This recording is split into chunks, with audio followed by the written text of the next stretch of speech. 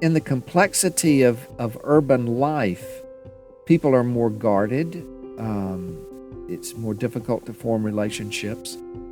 And it seemed to me that we needed to find ways to get inside the homes of people who had all sorts of barriers protecting them from the gospel. And it seemed to me that Lewis was someone who had found a way to reach people through his writing. And it seemed to me that stories, whether written or through movies or television, would be an important element in an overall strategy of evangelism, not as though that's the silver bullet, but it needs to be a piece of our thinking. C.S. Lewis is one of the most beloved Christian authors in history. Generations of children have been shaped by his Chronicles of Narnia, and countless adults have had their faith bolstered by his most famous apologetic work, Mere Christianity. And yet, there was more to Lewis's life and thought than many of his appreciative readers know. A prolific writer, and yet quite private, Lewis's life is often viewed through the lens of his most famous works, an approach that misses fascinating details about his early formative years, his own personal faith, and his closest relationships. In our interview today, I'm talking with Harry Lee Poe, who serves as the Charles Colson University Professor of Faith and Culture at Union University, and who's also the author of The Making of C.S. Lewis from Crossway. Let's get started. Well, Hal, thank you so much for joining me today on the Crossway Podcast. Thanks, Matt. It's good to be with you. So as I was doing some research to prepare for this interview, I read that you're distantly related to the famous poet Edgar Allan Poe, and I saw just a minute ago, our listeners won't know this, but I saw that you had a Edgar Allan Poe mug that you were drinking from. So I'm assuming that's true. It is. He was my great-great-grandfather's cousin, and for 10 years I served as the president of the Poe Museum in Richmond, Virginia, where Poe grew up, and have written several books about Poe and his spiritual journey. Most people don't realize that he came to faith about 6 weeks before he died. Wow. And that's another remarkable story, but it's virtually the same kind of conversion story as C.S. Lewis. The difference being that Lewis wrote all of his memorable works after his conversion, and Poe didn't write anything after his. That's what I was going to ask you about. I had read in an interview somewhere that you did that you did see some very interesting parallels between those two men. And so, I wondered if you could just briefly share a little bit more. What is it about their stories that is so similar? I think in our minds, they feel like very, very different figures. They do seem like different figures on the surface, but remember that Lewis loved science fiction, and that Poe is the one who actually is the father of science fiction. And for the same reason, Poe was exploring spiritual questions that finally culminated in 1848 with his cosmological treatise on the universe, in which he concluded that there must be a God who exists. But he was asking a number of questions, the same question Lewis was asking: if there's just a brute materialistic universe, and that's where Lewis was in 1917 after studying with W.T. Kirkpatrick. There's just a brute material universe, no God, no spiritual reality. If that's the case, then why do we have a sense of right and wrong? In just a brute universe, nothing is right or wrong. There's just what is. There's nothing beautiful or ugly. There's just what is. And so, just as these questions bothered Lewis, they bothered Poe. Poe also invented the mystery story. And the trick to the mystery story is it only works if the audience brings to the story the idea of justice, of right and wrong. And the audience has to care about the truth. And so here are all these ultimate values, universal values, that should not exist unless there's something other than the material world. And so Poe was toying with all of those ideas throughout the 1840s, just as Lewis was toying with them in the 1920s. So that's the first chapter to Lewis's Mere Christianity, right and wrong as a clue to the meaning of the universe. And his moral argument for the existence of God. What was it that first got you into C.S. Lewis, and not just in a cursory, reading some of his best-known works, but you've really spent a lot of your life studying Lewis, teaching Lewis to students. What pulled you in first? What pulled me into Lewis, in 1977, I was a seminary student, and the provost of the seminary took a group of students to New York City on a ministry plunge, just to experience the city and see what was the state of ministry in New York City. And as a born and bred Southerner, of course, I knew that I would hate New York, but I loved it. Absolutely fascinated and thrilled by the city. And we were standing on the street corner, and Dr. Bennett said, there are 40,000 people who live within a block of us. And there was a guard standing at every door to every high-rise. And I thought, how in the world do they hear the gospel? And I realized that the traditional means of doing evangelism in South Carolina and Kentucky and Tennessee wasn't going to be effective in New York City simply because you don't have access to the people. So how would you describe that traditional means? Oh, well, the traditional means, it's in a small culture, you come in contact with everybody in the community in the course of a year, and you talk, and you can have conversation, and you invite them to church, and that sort of thing. It's very interpersonal, very relational approach to evangelism, the personal testimony, and just attending to people. So very, very Jerusalem, second chapter of Acts kind of evangelism. Yeah. But in the complexity of urban life, people are more guarded. It's more difficult to form relationships. And it seemed to me that we needed to find ways to get inside the homes of people who had all sorts of barriers protecting them from the gospel. Yeah. And it seemed to me that Lewis was someone who had found a way to reach people through his writing. And it seemed to me that stories, whether written or through movies or television, would be an important element in an overall strategy of evangelism, not as though that's the silver bullet, but it needs to be a piece of our thinking. And so I got interested in what Lewis was doing. And of course, Lewis was a visionary. He was seeing ahead decades. When he wrote The Abolition of Man and gave those lectures during World War II, he was foreseeing post-Christian society decades later. He was seeing our world. He describes our world in that series of lectures. And so I saw him as a valuable resource.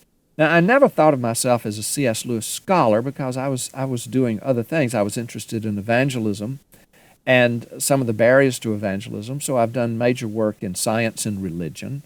A lot of my publishing is in that area. And I'm concerned with the project we used to call the integration of faith and learning. How does an English professor or a physics professor or a political science professor teach from a Christian perspective? And it seemed to me that Lewis understood that and did that.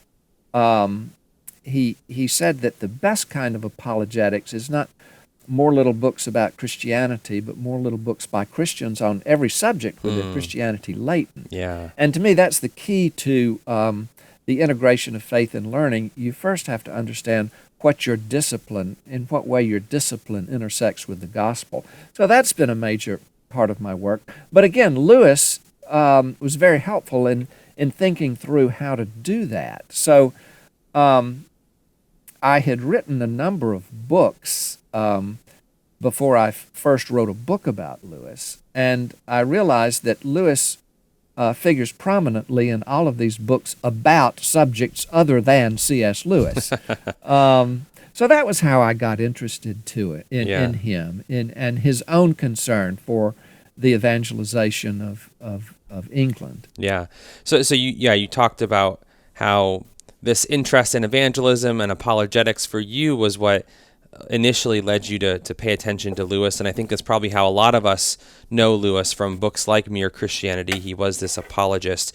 But I guess one question I have, would he have viewed himself, did he describe himself as an apologist, or was that just kind of a side thing that he's now really well known for? Yeah, there's, the old line from Twelfth Night, Shakespeare's Twelfth Night, that's you can modify and say, some are born apologists, some achieve apologetics, and some have apologetics thrust upon them. To a great extent, Lewis had apologetics thrust upon him. His most famous books that we think of as apologetics, such as Problem of Pain, Mere Christianity, Miracles, were not books that Lewis himself intended to write. He was not planning on writing The Problem of Pain, but he was approached by the publisher, and they asked him to do it, and he did it out of a sense of duty as part of his war work. Same with Mere Christianity, which originally a series of 4 different radio series broadcasts during the war.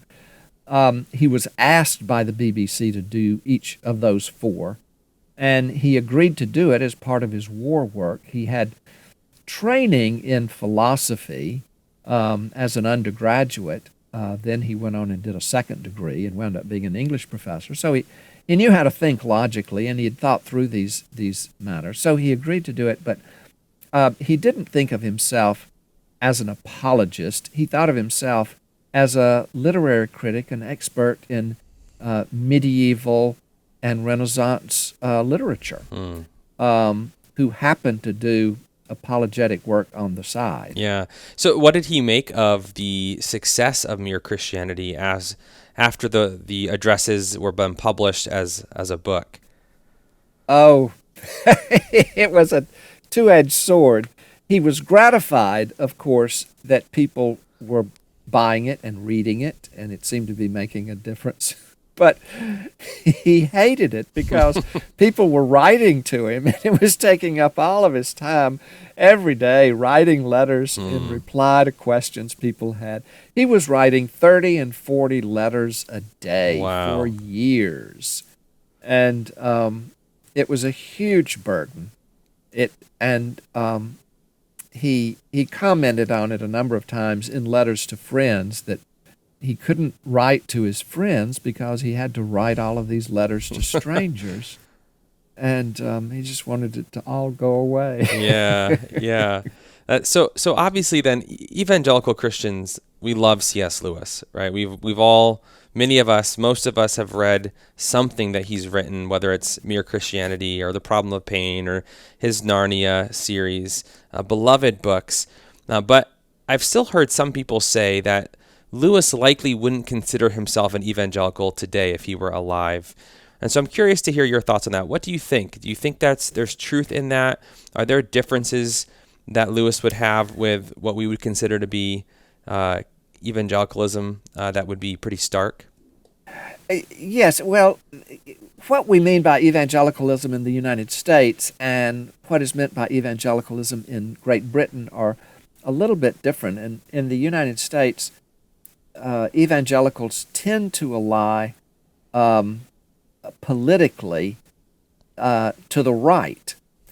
In Britain, historically, evangelicals have tended to be politically involved to the left, and that goes back to Wilberforce and the abolition of slavery, Prime Minister Gladstone was famous evangelical, but of course interested in social reform and that sort of thing. So you've got sort of a split in the early 20th century over American evangelicals going a different way for different reasons, just the social context. But now in terms of what evangelicals ought to be, the way that we ought to be identifying ourselves, evangel, the gospel, Lewis was very much concerned with the gospel, the core gospel message, and not confusing it with ecclesiology or theological systems or politics, but having a clear understanding of what is the Christian faith rather than what we might add on to it. And he talks about Christianity and other things in the Screwtape letters. And Uncle Screwtape wants Wormwood's patient to adopt a Christianity and something else mode, which is always dangerous. So Lewis wanted to avoid that. And one of the most famous American preachers of the last century wasn't an American, he was English, Stephen Olford. But he moved to this country after the Second World War. He was a pastor in New York City. He was a model preacher that for several generations, American evangelical preachers modeled themselves on Stephen Olford, a great pulpiteer and a great evangelist. He encouraged Billy Graham early on, and Graham in some ways modeled his preaching on Stephen Olford. But here's the kicker. Lewis, in one of his essays, said it would make a good team if you had one person deal with the intellectual issues people might have with the Christian faith, those barriers to faith, and then have an evangelist preach a gospel message and call for a response. Well, that wasn't a theoretical idea. Lewis actually did that with Stephen Olford in London at Westminster Hall, which is the huge Methodist meeting house across the street from Westminster Abbey. And he did that a number of times after World War II. So, yeah, in a technical sense, he's not an American evangelical, but he shares the concerns of evangelicals. Yeah, yeah. Do you think there's something... His view of, let me just add another thing. His view of the Bible would be an important part of that, is the Bible as revelation, as definitive, as normal of determining Christian faith and practice. So a high view of Scripture and the need for conversion. Are there any things that you think the average American evangelical who loves his Chronicles of Narnia, who has read Mere Christianity and maybe the Screwtape letters, would be surprised to learn about Lewis if they were to dig into some of his other less well-known writings, or maybe some of his correspondence, where we get a little bit more of an inside look on who he was? Oh, goodness. Well, he himself said that he was criticized by the Baptists for drinking and smoking, and I'm a Baptist, and I don't drink or smoke, so but I realize that some fine Christians do, and that's not a bar to communion, but I'm sure there would be surprises. I think you will find surprises in the book, but I primarily find Lewis edifying. I don't venerate Lewis. He had his shortcomings, like all of us. And one of the things I like about him is the transparency of his shortcomings, because this is what he talks about in the Screwtape letters and in The Great Divorce. When he talks about the temptations we have in life, he's not doing research or theoretical theology. He's doing testimony. And Mere Christianity, The Problem of Pain, the Screwtape letters and the Great Divorce are all works of testimony. If you read his letters, you'll find him talking about these identical struggles that he then pictures in different forms as fiction in those books. But so he's pretty transparent. He's often referred to as being very secretive and private. Well, he's a typical Englishman in terms of not bearing his heart on his shoulder, but he talks about it all in his letters to different people. Yeah. Not everything to everybody. One of the comments about Jesus in John's Gospel is that he didn't open himself up to everybody because not everybody's to be trusted. Yeah. You got to be careful about that sort of thing. Yeah. I remember reading somewhere that going back to that the Screwtape letters and the way that was in some ways autobiography for him, that he really didn't enjoy the process of writing that book, and that it ended up being a very unpleasant experience for him. Is that true? Is that attested somewhere? Because he learned a trick about getting points across, and it was to look at something from the other way around. You'll find him mentioning that a number of times. He first started doing that when he was writing to his friend Arthur Greaves when he was a teenager, living in England, and Arthur was back home in Ireland.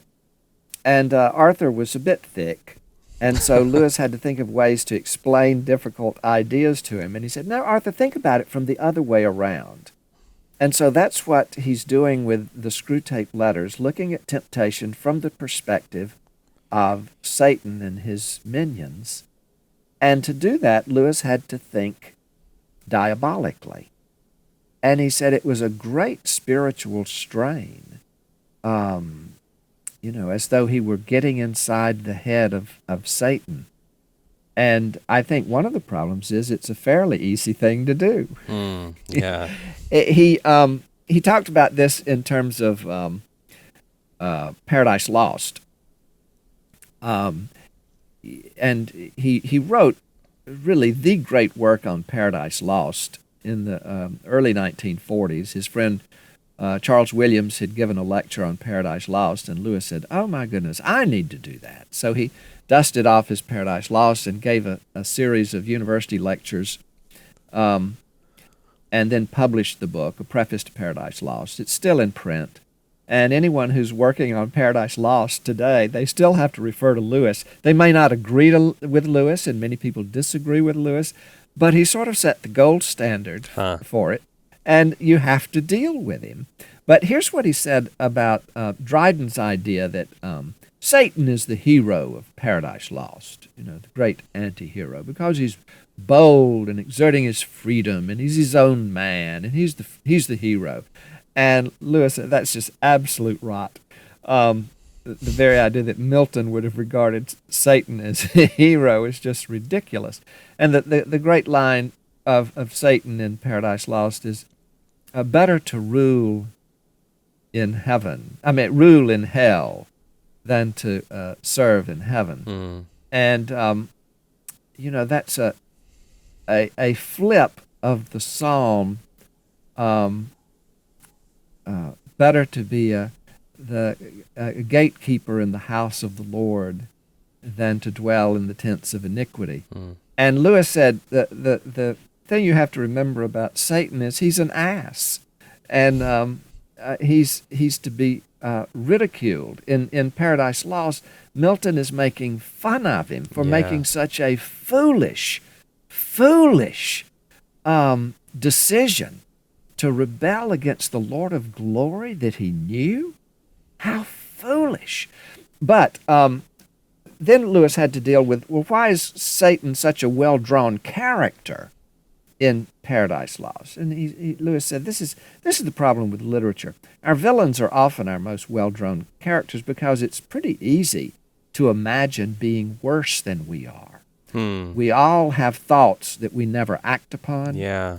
We keep them inside us, but we all have these diabolical thoughts from time to time. Not all the time, and it isn't necessarily the way we are, but these thoughts pass through our heads of doing something that really is imaginable. It's not unimaginable. We really can imagine doing it. And Lewis says, for that reason, it's pretty easy to draw a really diabolical figure, but it's impossible for us to imagine someone better than we are. We don't have a frame of reference for knowing what it is to be better than we are. And so often in literature, the really good character is just a little thin. Yeah. And so what Lewis was having to do, and why it was a spiritual strain, he was having to think like Satan thinks in tempting people. Well, and that then is a nice segue into the Chronicles of Narnia, where we have probably the dominant character that we all think of when we think of Narnia is Aslan, this lion figure. And one thing I was reading a little bit about Narnia, I think the default assumption is that, when we think of the Chronicles of Narnia, that would probably stand in many of our minds as one of the best examples of Christian allegory ever written. And we can kind of see certain characters like Aslan as pretty clearly mapping onto Jesus as an allegory for the greatest man. And yet I read somewhere that Lewis actually rejected that label. He didn't really view his Narnia books as allegory specifically. Is there any truth behind that? Yes, and it has to do with the technical definition of allegory. So he wrote the Allegory of Love, which is the definitive treatment of allegory from the classical period up through the time of Shakespeare. 1,500 years, it was the dominant form of literature. And if you had said Aslan is a metaphor for Christ or symbolizes Christ, Lewis would say, oh yes, that's what it's about completely. But it's not an allegory, because an allegory technically is a personification of a quality. So the Statue of Liberty is a physical personification of the quality of freedom and liberty. Aslan is a representative of Jesus, who is not a quality or an idea or a concept. He's a person. So in a technical sense, the Chronicles of Narnia are not an allegory, but they are representative of the Christian story. And Lewis insisted on that a number of times. He wrote a number of letters to children in which he explained how Aslan is representative or symbolic of Jesus. Yeah. When he started the Chronicles of Narnia, did he have the whole story mapped out and all the different characters and all the different major events that were going to happen, or did it grow organically over time? It grew. He only had the one story in mind, and he first envisioned the story as a picture in his mind when he was 16 years old, living in Great Bookham, studying with W.T. Kirkpatrick. Lewis loved the winter. He adored the snow and the cold and the wind. He just thought it was fabulous. And so they were having a dreadful winter. And he imagined, he had the picture in his mind of a faun walking through the snow with paper packages and an umbrella. So that was when he was 16. And it was years later that he finally sat down in 1948 and started sketching out the story. And he didn't have Aslan in mind at all. He said Aslan just suddenly came bounding into the story, and he was as surprised as the children were that there was Aslan. So he only had the one story. But then he thought of a second story, and he thought, well, that'll be it. But then he thought of a third story, and he said, well, that's it for sure, no more. But then he thought of a fourth one, and so he mentions this in another letter. How he came to write them. So, but no, he did not have an overall scheme, and only in retrospect he wrote a creation story. Almost toward the end of the series. So it grew organically. Yeah. So we've talked about how he expressed a level of discomfort and displeasure, but also a certain ease that came with writing from the from the perspective of the demons in the Screwtape letters. Did he ever talk about what it was like to write Aslan then in these stories as this Christ figure? Yeah, I think that came quite easily. He wrote these stories quickly. Only a couple of them did he bog down. He bogged down on the magician's nephew. And I've got my own thoughts about that. He didn't say why he was bogging down, but that's the story about him as a little boy with his mother dying. And it was at the same time that he was writing Surprised by Joy.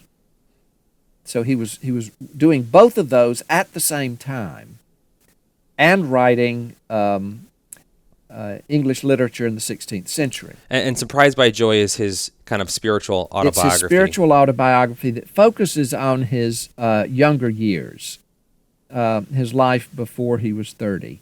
And the majority of it is his life before he was 18. So that may be why he bogged down. And he reworked it from his original start. But otherwise, they went very quickly, and which annoyed his friend Tolkien, who just writing was hard for Tolkien. It was easy for Lewis. Yeah. Well, let's jump into that then. His early years. I think those who are familiar with Lewis will know that the kind of the basic outlines of his story. He was an atheist, and as a young man converted to Christianity, as we've already briefly discussed. But yeah, right in there, as a young boy, his mom died. I wonder if you could explain a little bit what happened there and what effect that had on him. Yes, his mother died when he was 9 years old. She had cancer. And she had, as all mothers do, ambitions for her sons. And this was the Edwardian age. For her, their rise in society would depend upon speaking English as an Englishman. Now, they were Irish. They lived in Ireland, and they had Irish accents. Lewis and his brother Warnie often made fun of their father's accent, when in fact they had accents too, which they discovered when they were shipped off to boarding school in England. Now, this was what the mother insisted on, because there were schools they could have gone to in Ireland. But she knew that for them to really rise socially and professionally, they had to sound like an English gentleman. Is that because there was prejudice against the Irish? Yes, there was an enormous prejudice against the Irish in England. Now, I write about this in Becoming C.S. Lewis, the story of his first 18 years. And Lewis was the recipient of this prejudice. He and his brother were treated pretty brutally by both the headmaster and by the other boys at the school. They were shunned, and they were looked down on as inferiors. An accent marks a person out. You may possibly, if you're a great linguist, be able to tell that I actually have a Southern accent. And when I was dean for academic affairs at Bethel Seminary in St. Paul, Minnesota, and some years ago, and the PR department was going to put out a press release and put a little article in the alumni magazine about me, and I was being interviewed by the staff writer, and when I mentioned that I'd studied some at Oxford, she said, "Oh, were you embarrassed to sound so ignorant?" Oh. And Wow. it's just a part of culture. We take note and we categorize people by accents, and Lewis's mother understood that. She knew that, and so for her, she obtained a solemn oath from Albert, her husband, that the boys would be educated in England. And so though the boys pled and begged and did everything in the world to try to get free from English boarding school, he could not go back on his promise to his dead wife. So did they end up getting away from that Irish accent? Was that kind of scrubbed away? Oh yes, it was eventually scrubbed away, and there are hints of it. There are a few hints of it in the recordings we have of Lewis. We have a few recordings. The Four Loves. There's one episode of his radio broadcasts in during World War II that were recorded. There's a lecture on Pilgrim's Progress, one on Charles Williams, a bit of The Great Divorce. So we have a number of recordings. I discovered one myself, a lecture that he gave to the people of Iceland at the beginning of World War II. And so you can hear his voice, but it's what's known as Oxford English. It's a style of speaking almost unique to Oxford University, and it's what my mother-in-law would have called affected. It's learned and it's copied and it becomes the way you speak, but it's a bit artificial in terms of an English accent, and Lewis mastered it. So then, what was the impact then of his mom dying when he was this young boy? Did that shape his life in significant ways?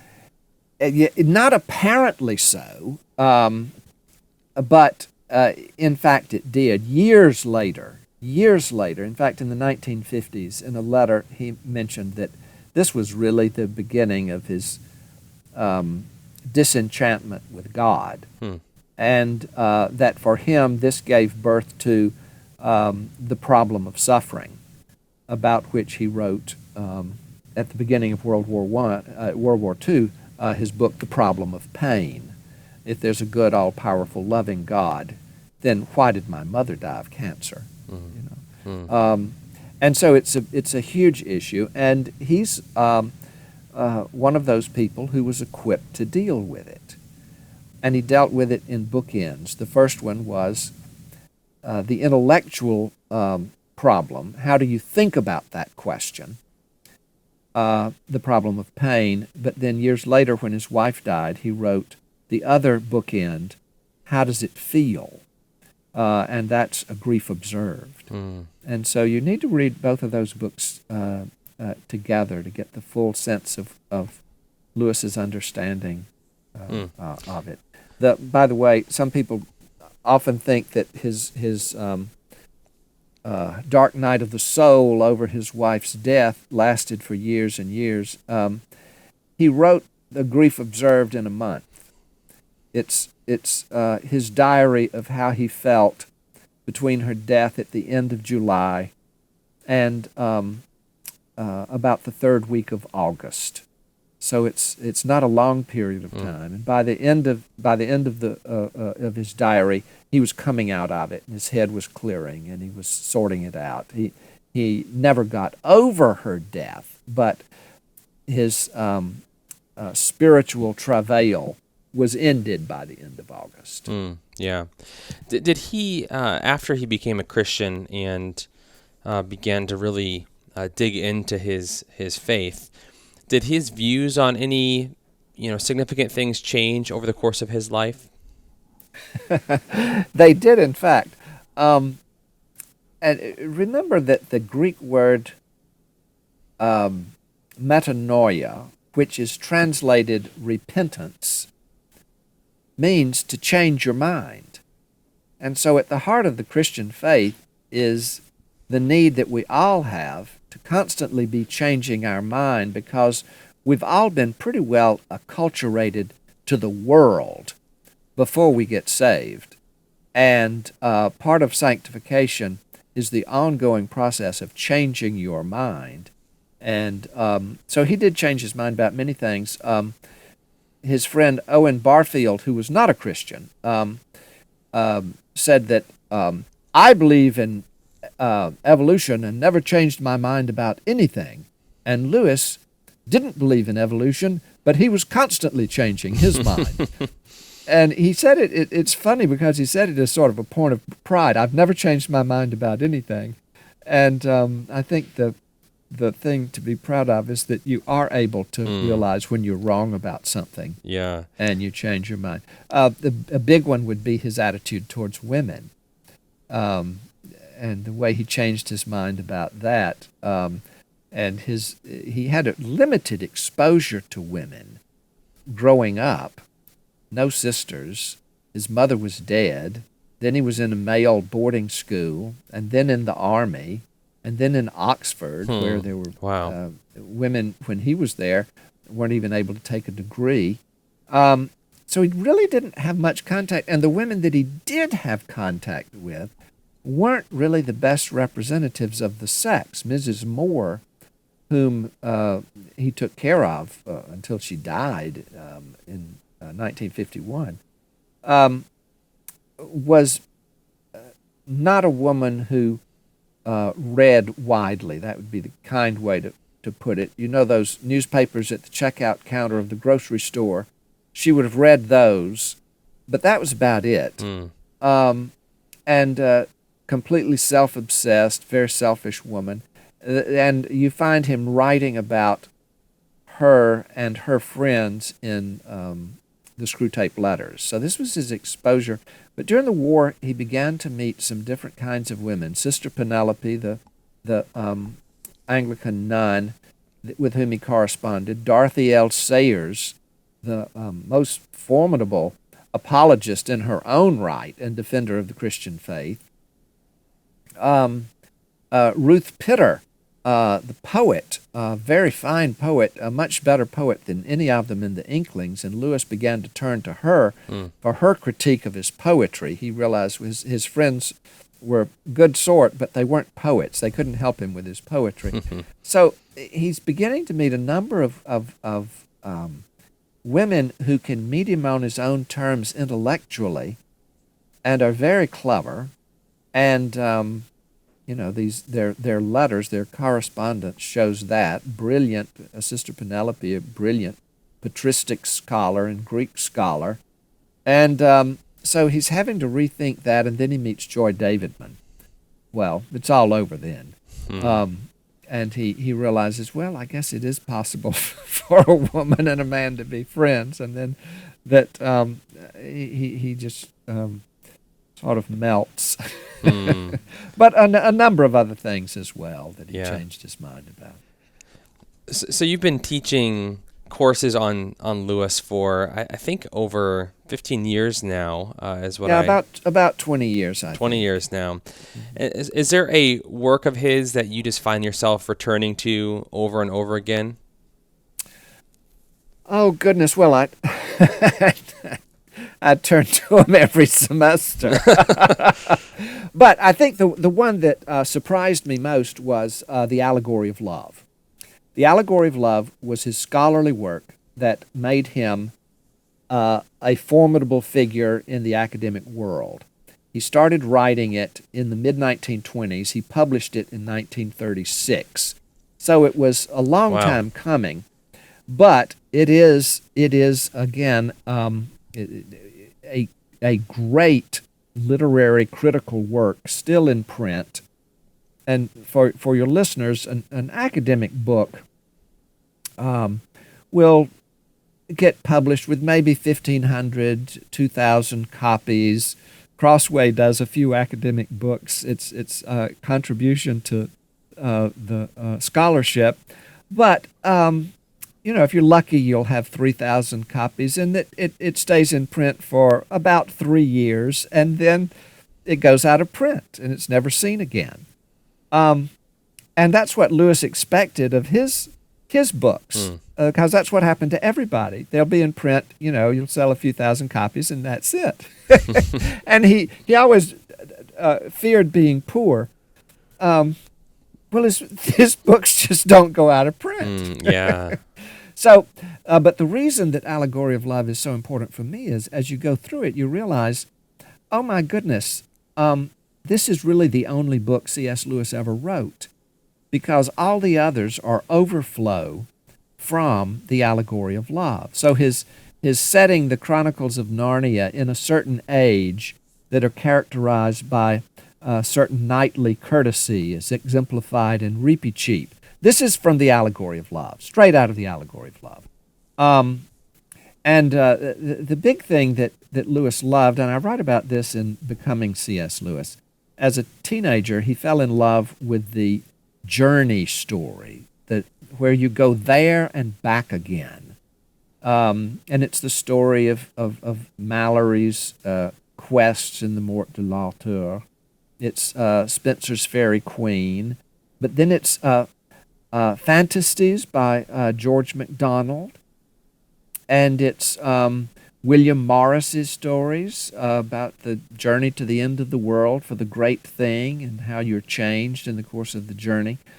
And so in the Allegory of Love, Lewis explores why this is such a compelling story, the journey story. And you begin to realize, oh my goodness, the journey story is the plot for the 3 science fiction stories, all 7 of the Narnia stories, as well as the Great Divorce. It's the journey there and back again. And I argue in The Making of C.S. Lewis that Lewis actually is the one who influenced Tolkien to write a journey story when he wrote The Hobbit and when he wrote The Lord of the Rings, because this wasn't the kind of story that Tolkien normally told. Tolkien liked the old Norse sagas where you go there and you die, and there's no happy ending. It's death, destruction, disaster, devastation, desolation. And yet, with The Hobbit, it's there and back again. Right, that's the subtitle. The story. Yeah, that's the story that Lewis loved and wrote about in The Allegory of Love. So what evidence then do you have that it was Lewis who kind of pushed Tolkien to actually try that out? That Lewis was writing The Allegory of Love when Tolkien was writing The Hobbit, and that Tolkien stalled. And this often happened with Tolkien.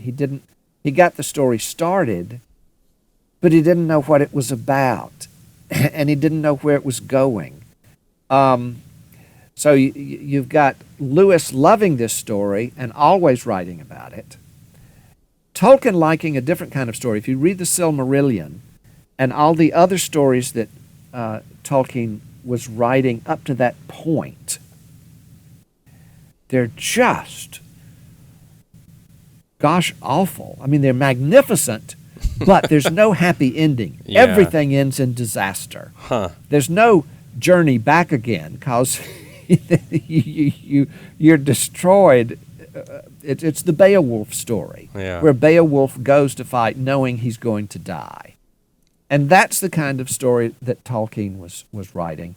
And that Lewis liked a more cheerful ending, where somebody's changed in the course of the journey.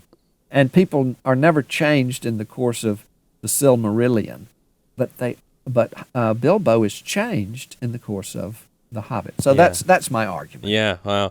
Do we know that Lewis did he read, drafts of The Hobbit? Oh, yes. They met every Monday morning at the Eastgate Hotel. There's so much talk about the Eagle and Child, but the Eagle and Child wasn't where people talked about their writing. That was the pub, right? That was the pub. And but it was the Eastgate Hotel pub, where Lewis and Tolkien met every Monday morning for several decades and worked through The Hobbit and the science fiction stories and The Lord of the Rings. And I think Lewis had a huge impact on the plot. Yeah. Do we see that influence the other direction, where Tolkien was influencing anything that Lewis wrote? Not in terms of plot, but Tolkien was horrified and accused Lewis of plagiarism for using one of Tolkien's words in his science fiction stories. So for the most part, Lewis avoided the possibility of offending Tolkien by by showing any influence Yeah. from him. So he was seriously upset about that? Oh yes, he was very seriously upset. Huh. Did that change their friendship? Well, I think yes, to a certain degree it did, because they become more distant. Then it was when that would have been in the middle of the war, and they just gradually grew apart. By 1948, when Lewis was writing the Chronicles, the first one, the Lion, the Witch, and the Wardrobe, and Tolkien just hated it. Because Tolkien wanted his myths pure. That is, he wanted Norse myths, and those had to be separate from Greek myths. And the problem with that is Tolkien didn't understand, or doesn't seem to understand, the way that our culture draws on a number of different traditions. So we are influenced by the Bible. We're influenced by the Greek civilization. We're influenced by the Germanic and Norse cultures. And we have our own mythologies, and Father Christmas is part of the mythology of little children. And so for Lewis to put Father Christmas in there is, of course, it's what you do, because that's what our culture thinks about, and we blend them all together. Our children hear all of those stories. Yeah. So they are not purists or philologists. They're children who listen to stories. So Lewis had an entirely different view of it than Tolkien. Tolkien was thinking of it from the point of view of scholarship, and Lewis was thinking of it from the point of view of storytelling. Yeah, right. You mentioned The Allegory of Love as a book that you like to return to, that you feel drawn towards, but you also said it was somewhat academic in tone. I wonder, is there another Lewis work, or maybe it is Allegory of Love, that is not often read by the average Christian reader who might love Lewis, but that you would say would be worth picking up and trying to dig into, something that's not as widely lauded as something like Mere Christianity or Screwtape Letters? Well, I would go with his stories, because those were the things he most himself loved to write. My favorite of his science fiction is That Hideous Strength. Sort of like Winnie the Pooh. Winnie the Pooh loved stories, but he mainly loved stories about himself. And That Hideous Strength is set in a university setting, so it's a story about me. But anyone who has ever had a job where there was any backbiting and skullduggery and inner ring going on needs to read That Hideous Strength.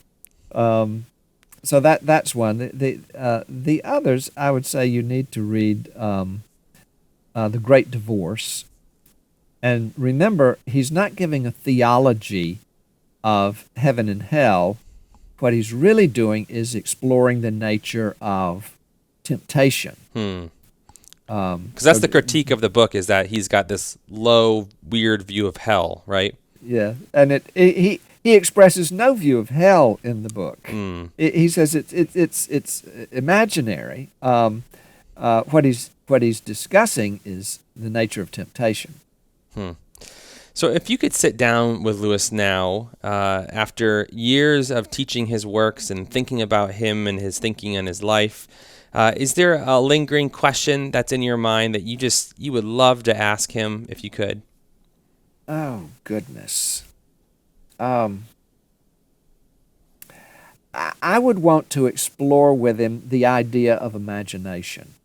In the 1920s, he was in a debate with Owen Barfield over the nature of imagination. And Barfield took the view that, and with his own religious understanding, the human race is evolving towards deity, and there's one cosmic imagination of which we all partake, and imagination is true, and therefore Barfield gave equal credence to all the Gnostic heresies as well as the Christian scriptures, and thought that the Christian scriptures were not definitive of of religion that we are still evolving in our understanding. So that's his understanding of imagination. Lewis was trying to figure out imagination and how it works. And, of course, at one level, it's the ability to create imaginary worlds. But at another level, it's the way science works. That science doesn't work, yes, it relies on empirical observation, but it's actually imagination that allows a scientist to see what is not there, recognize what has never been seen before, and see the future. That is, that discovery, that invention, whatever it is that lies ahead. So it's and also the idea that the imagination is that capacity created by God and implanted in us that is in fact the means by which we receive revelation from God and by which we have spiritual experience with God.